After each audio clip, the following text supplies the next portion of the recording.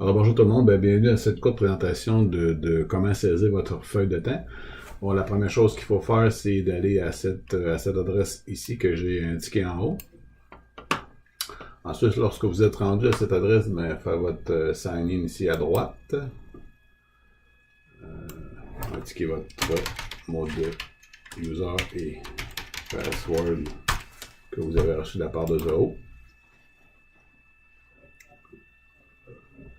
Bon, ensuite, lorsqu'on est on se rentre dans l'application, ben là, dans la page principale, on est au niveau des projets. Fait, comme dans mon cas, à moi, j'ai deux choses. J'ai le projet congé puis j'ai le projet admission.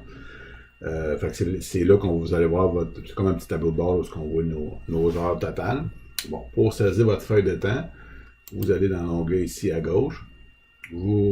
Comme là dans mon cas, je vois toutes les feuilles de temps qui ont été saisies là, depuis 1 ou 2 mois. Pour saisir une feuille de temps, vous pouvez aller ici à droite. Soit vous pouvez saisir une heure du journal, mais ça c'est à la journée, tandis qu'ici, c'est plus hebdomadaire. Je vous conseille d'utiliser celle-là. Et on va y aller pour la semaine du 23-29 juin. Dans le fond, c'est assez simple. On voit le calendrier de la semaine. Et ici, juste à sélectionner votre projet, comme dans mon cas, j'ai le projet mission. Je sélectionne ma tâche et je vais mettre des heures aux journées concernées. Ensuite, je vais aller mettre un congé qui va être les vacances. À noter que les vacances vont passer par un projet à cette heure. Je peux mettre un autre congé qui est un sans solde le vendredi ici. Dans la semaine, j'ai 21 heures de facturable, 7 heures de vacances et 7 heures de congé pour un total de 35 heures. C'est ce qui va servir à la facturation et qui va se retrouver au niveau de la paye aussi. Fait que j'enregistre. On va noter ce qui est important, aussitôt qu'on a enregistré les projets, les tâches, là, on ne peut plus les modifier. On peut le changer le reste ici, mais pas au niveau du projet et de la tâche. Pour être en mesure de le changer, il faut retourner dans la feuille de temps initiale.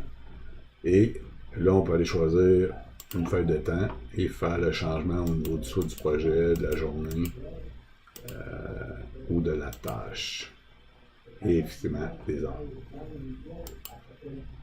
Bon, dans cette page-là, vous pouvez faire différentes sélections. Prendre une période, mettons, cette semaine. Pour être capable de vous balancer aussi. On peut le voir sous forme de calendrier. Vous voyez un peu ce que vous avez fait dans le mois.